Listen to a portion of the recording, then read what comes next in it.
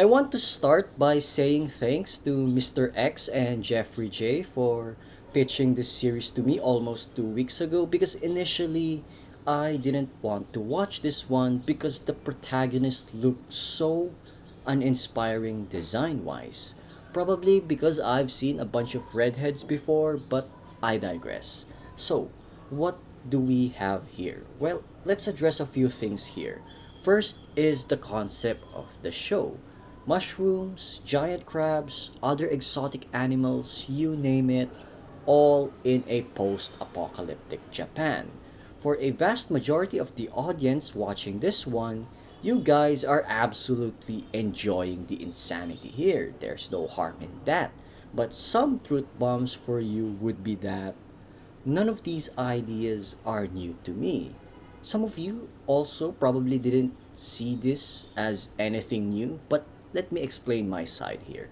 For mushrooms, I've seen this documentary from Netflix a year ago, and assuming that none of what it claims is false, then the portrayal of mushrooms in this anime as a savior of sorts is well grounded, pun intended, and makes perfect sense.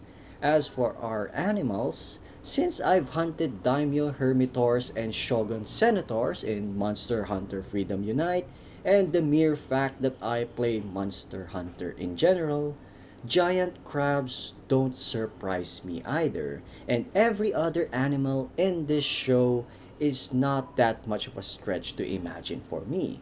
Such a spoil sport I am, I know, and post apocalyptic worlds are basically one of my favorite genres ever, mostly thanks to Fallout and Arknights. Now, apart from the concept, I've been seeing discussion threads and forums comparing Sabikui Bisco to Dorohedoro, and my situation with that is pretty much a double edged sword.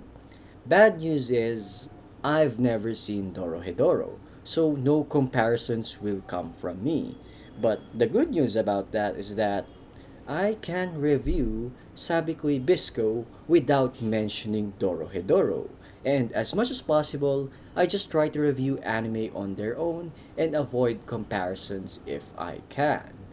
Now, with the concept and Dorohedoro agenda out of the way, what's to say about the story 3 episodes in? Well, while the story thus far isn't anything groundbreaking relative to the average anime, yes, pun intended, the execution of the story is really clinical. It's clean, it's solid, and I've been able to follow the story with little to no confusion at all.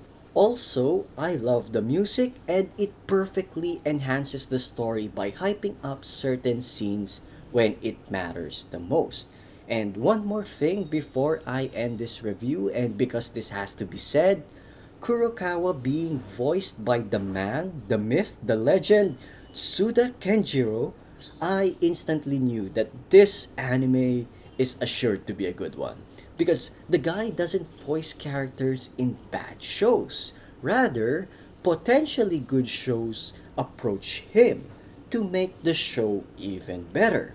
And Sabikui Bisco is no different from the rest. I mean, the man's just iconic, and how could you not identify him the moment he starts talking? His voice is just so distinct from the rest, it's insane, and I just found myself fanboying again, and I need to stop.